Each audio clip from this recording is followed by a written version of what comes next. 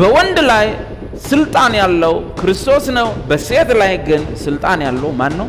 ወንድ ነው እንጂ አንተ ወንድ ምን ያገባል? አንተ ወንድ ብትሆን የቸርቻ ምናምን እኔ እንደሆነ ተሞልቻለሁ ዞር በል ብትለኝ አይሆንም። ሲሄድ ወን ቤቱ ሲሄድ ካማሻሱ ተባረከ ወይ ደግሞ ቸርች ውስጥም ቢሆን ይበል። ሴቶች በተመለከተ ሴቶች ወንዶች ወይም በቤተክርስቲያን ውስጥ ፖዚሽን እንዲሆኑ ወንዶች ባሉበት ቦታ ላይ እንዳያስተምሩ ብሎ ጳውሎስ ከለከለ። ጌታ መጣህ ጳውሎስ ምን ነካ ስንለው ጌታ ነው እንዴ። ስለዚህ ኢየሱስን ጌታ አድርገህ ከተቀበልክ መስማት ነው። የራስ ጌታ ከሆንክ ግን ብሎ ነገር የለም። ተነሽ እህቴ፣ የጭቆና ዘመን አበቃ፣ ለዘመናት ተጨቆነሽ፣ ሃሌሉያ ብለ ሴቷን ወንድ ወንዱን ሴት ማድረግ ይመጣል ማለት። እኔ ጸልዬ ጉንፋን ማላድን ቢሆን እሷ በጸሎቷ የሞተ ብታስነሳ ለእኔ ግን ሪስፔክት መስጠት አለ።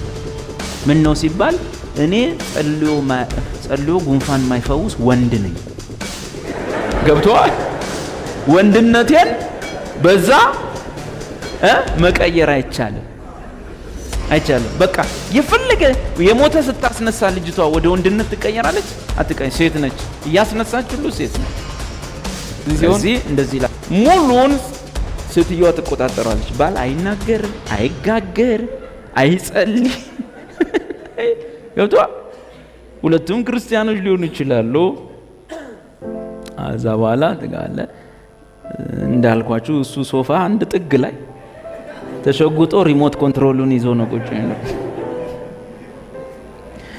ከዛ በኋላ ሙሉን አንተ ገብተህ እስክትወጣ የምትለው እሷ ነች። በቃ ቡና ታፈላለች። እስቲ አሁን እንጸልያለን ለዚህ ቡና ቁርስ ይቀራል፣ ለዚህ ቡና ቁርስ እንጸልያለን። እሱ ሙሉን ፕሮግራም እንዲህ ብሎ ነው የሚከታተል።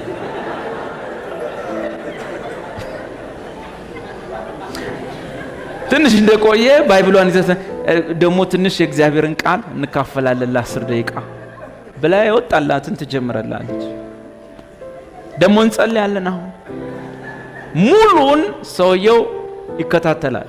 ሴት በማህበር ላይ የምትናገረው ለምሳሌ ማስተማርን ጸሎት ወይም ትንቢት ምናምን ሲኖር መልእክት ሲኖር በእርሷ ሲያመጣ ጌታ በጣም ሪስፔክትድ ሆና ማህበሩን አክብራ የሴት ራስ ባል ነውና ባሏ በጉባኤ መካከል የሚኖር አይኖር ለባሏ ራሷን ሪስፔክትድ አርጋ ሰብሚትድ አርጋ እሱን አክብራ እንደምትኖር ቼክ ማድረግ አለብን። ለምሳሌ የእውቀት ጸጋ ያላት ህዝብ ብትኖር ስልክ ቁጥር ያለ ሰው ወንድ ያለ 091753 እምትልት ብትኖረን ጸጋዋን ለቤተ ክርስቲያን ጥቅም ስናመጣ መጀመሪያ ባክግራውንድ ጥናት ይደረጋል። ምን ለባሏ እየተገዛች ነው ወይ? የመጀመሪያው ጥያቄ። በቤተ ክርስቲያን ውስጥ ያሉ መሪዎች ወንዶች መሪዎችን ታከብራለች? ቢያዟት ትሰማለች ወይ? አንዴ ቆሚ ሲሏት እሺ ትላለች ወይ? ከዛላኒ ዞር በሉልኝ አካኪ ዘራፍ ምትል ከሆነ በየታችን ከነንትንሽ ሂጂ ይባላል። መጽሐፍ ነው የሚለው ሴት ልጅ በማህበር ላይ ለወንዶች ተገዥ በመሆን ነው ማገልገል የምትችለው ማስተማር የምትችለው። በሴትነት ቅርጽ፣ በሴትነት ጸባይ፣ በሴትነት ሴት በማህበር መካከል ራሷን የምትሸልምበትን ነገር ይነግረናል። ከእፍረት ጋር በጭምትነት ሁሉ ይላል። ሴት ልጅ የወንድ አይነት ካራክተር ይዛ ከኛ እኩል አካኪ ዘራፍ ማለት የለባትም። እኔ ጸልዬ ጉንፋን ማላድን ቢሆን እሷ በጸሎቷ የሞተ ብታስነሳ ለእኔ ግን ሪስፔክት መስጠት አለባት። ምን ነው ሲባል እኔ ጸልዮ ጉንፋን ማይፈውስ ወንድ ነኝ። ገብቶሃል? ወንድነቴን በዛ መቀየር አይቻልም። በቃ የፈለገ የሞተ ስታስነሳ ልጅቷ ወደ ወንድነት ትቀየራለች? አትቀየር። ሴት ነች፣ እያስነሳች ሁሉ ሴት ነች። ለዚህ እንደዚህ ይላል መጽሐፍ። አንደኛ ቆሮንቶስ 11 ነው። ጠያቄ እኛ ከየት እናመጣለን ብለህ ነው። ትምህርት አይሸመጠጥ ከሜዳ ጳውሎስ ባይለንም እኛም ደስ ይለናል። ሴቶች ሁሉ እዚህ ጋር ወጥተው እኛ አምስት እዚህ ጋር በቃ አምስታችን 10ችንም ብንሰብክ ደስ ይላል። ግን አይደል። ሴት ልጅ በማህበሩ ሴት መስላ ከቤቷ እንጀምራለን። ሰሚት የሆነች ነው ወይ? ባሏ በቤት ውስጥ እንደ ወንድ ይከበራል ወይስ እሷ ነች በቤት ውስጥ እንደ ወንድ? እሱ እንደ ሴት እሺ እያለን ያለው እሷ መመሪያ እየሰጠች ስማ እስክመጣ እንቁላል ጠብሰ አይ አገልግሎት አለብኝ፣ ጾም ጸሎት አለብኝ አታባለ ስፔሻሊ የጾታ ግንኙነት ላይ የጾታ ህብረት ላይ ሴቲቱ እኔ ጾም ጸሎት ነው በጌታ ነው ብላ ሰውየውን የምትገፈትረው ከሆነ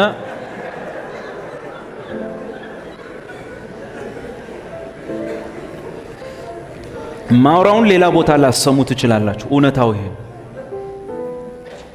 ይሄ ነው። አንደኛ ቆሮንቶስ 11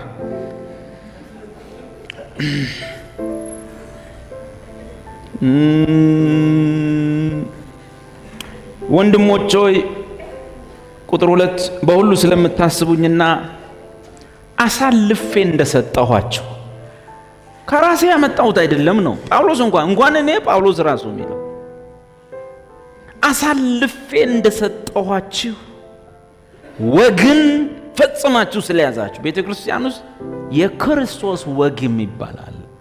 ጌታ ኢየሱስ ምን እንዳረገ ታውቃላችሁ? ከሙሴ ሕግ ገላግሎን የራሱን ወግ ሰጠን።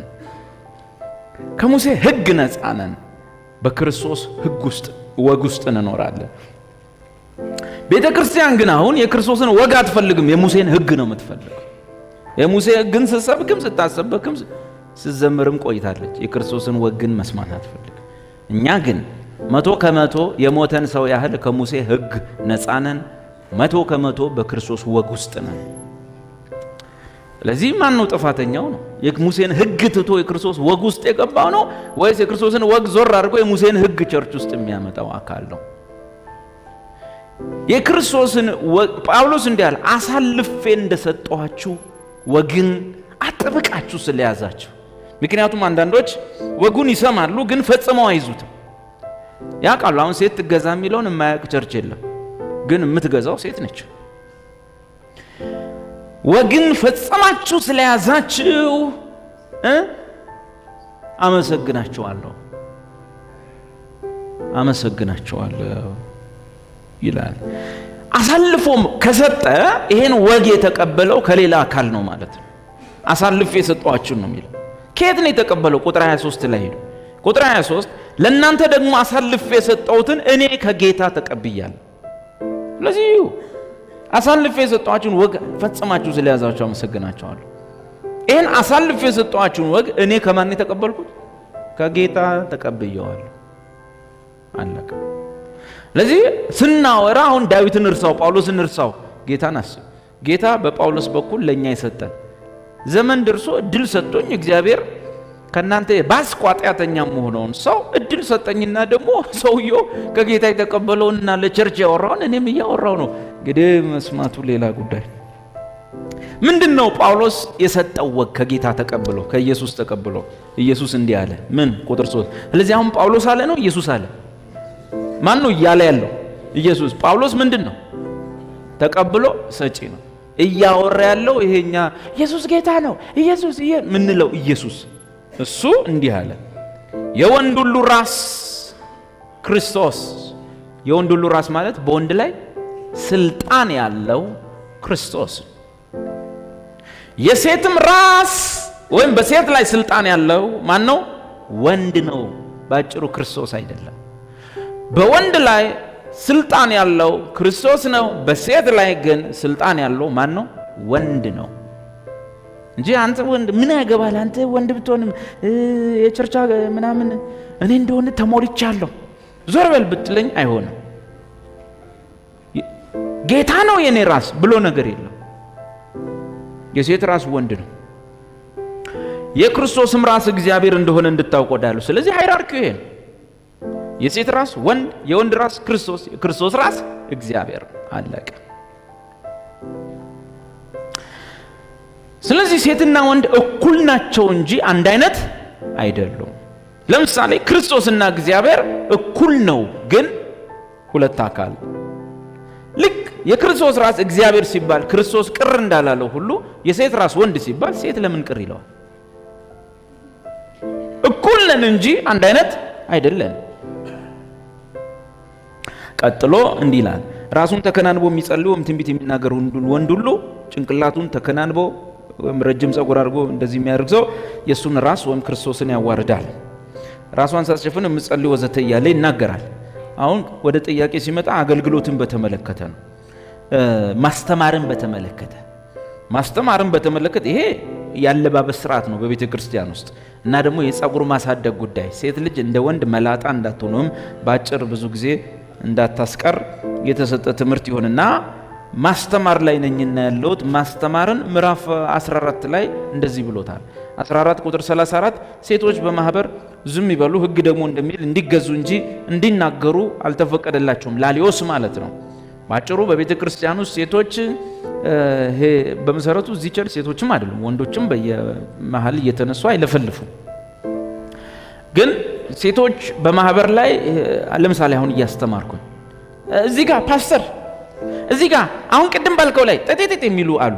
እነሱ ሴቶች በማህበር ላይ ዝም ይበሉ። ላሊዮስ ክልክል ነው። በማህበር ላይ ሴት በየመሃሉ ላይ መናገር ጠጠጠጥ ማለት ክልክል ነው። ማህበር ነው ይሄ። ስለዚህ በማህበር ላይ መናገር ሲባል ምን ማለት ነው? መናገር ለምሳሌ አሁን በኋላ ስወጣ ወይም ስንገባ ዳዊት ደህና ነህ ማለት ይሄ ነው የተከለከለው። ለምሳሌ ድምፅ አውጥቶ አይደል እንደሚዘምሩት ድምፅ አውጥቶ አይደል እንደሚጸልዩት እግዚአብሔር ሆይ ምናምን የሚሉት ታዲያ ምንድነው መናገር ሲባል? ላሊዮስ የግሪኩ ጥሩ ነው። ላሊዮስ ማለት ምን ነው ታውቃላችሁ? በእኛ ሲፈታ ላላላላላ በማህበር ላይ ሴቶች ላላላላላ አይበሉ ይላል መጽሐፍ ቅዱስ።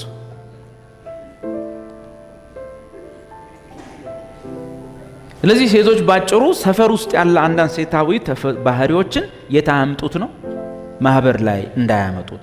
ለሴት በማህበር መካከል ላሊዮስ ወይም ተረረ መናገር ነውር ነውና ሰፈር ውስጥ ችግር የለውም።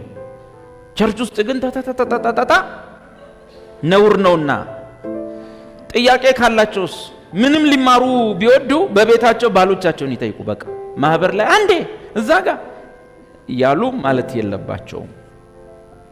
ግን ዝም ካልናቸው ወደዛው እያደገ ይመጣል። አንድ እሱ ነው። አሁን አንዳንድ ሰው ጳውሎስን አረ ምናምን ብሎ አልቀበልም ሊሉ ሲሉ ጳውሎስ ወንጌልን እኮ የሰበኳችሁ እኔ ነኝ፣ ስለዚህ መመሪያውን የምሰጣችሁ እኔ ነኝ፣ እናንተ ናችሁ እንደ ወንጌልን ያስተማራችሁትና እኔ እኮ ነኝ ሰብኪያችሁ ወንጌልን ያመናችሁት ለማለት። የእግዚአብሔር ቃል የወጣ ከእናንተ ነውን ወይስ ወደ እናንተ ብቻ ደርሷልን? እናንተ ናችሁ እንደ ወንጌልን የሰበካችሁ እኔ አይደለሁ እንደ የሰበኳችሁ፣ ስለዚህ ምላችሁን ስሙ ነው። ቀጥሎ ደግሞ እናንተ ብቻ ናችሁ እንደ ቸርች፣ ሁሉም ቸርች በስርዓት እየኖረ ነው፣ ለምንድን ነው የማትቀበሉት ነው። አሁን እንዲህ አይነት ሴት ትሰብሰብ የሚል ነገር ሲወራ የሚቃወም ክፍል ይነሳል። ማን? ሴቶች ሳይሆኑ ወንድ አገልጋዮች ይነሳሉ። ምንድን ነው ምን ይሆናል? ያው ነው ይላሉ። ለዚህ አሁን ቁጥር 37 መልስ ተሰጠ። ምን ይላል? ማንም ነቢይ ወይም መንፈሳዊ የሆነ ቢመስለው ይህች የጻፍኩላችሁ የጌታ ትእዛዝ እንደሆነች ይወቅ። ምን የምትለው? ሴቶች በማህበር ላይ የሚበጠብጥ ሁከት ያለው ድምፅ አይወጡ፣ ሚረብሽ ሚያውክ ላሊዮስ አይበሉ። ማንም የማያውቅ ቢኖርስ? እኔ እንደዚህ ነገር አልቀበልም። በዚህ በድሮ ትርጉም ላይ ማንም የማያውቅ ቢኖር አይወቅ ይላል። መደበኛው ትርጉም ጥሩ አድርጎ ጽፎታል። እሱ ራሱ አይታወቅ ይላል። ስለዚህ ወንድሞች ሆይ ትንቢት ለመናገር በብርቱ ፈልጉ፣ በልሳኖችም ከመናገር አትከልክሉ፣ ነገር ግን ሁሉ በአገባብና በስርዓት ይሁን ይልና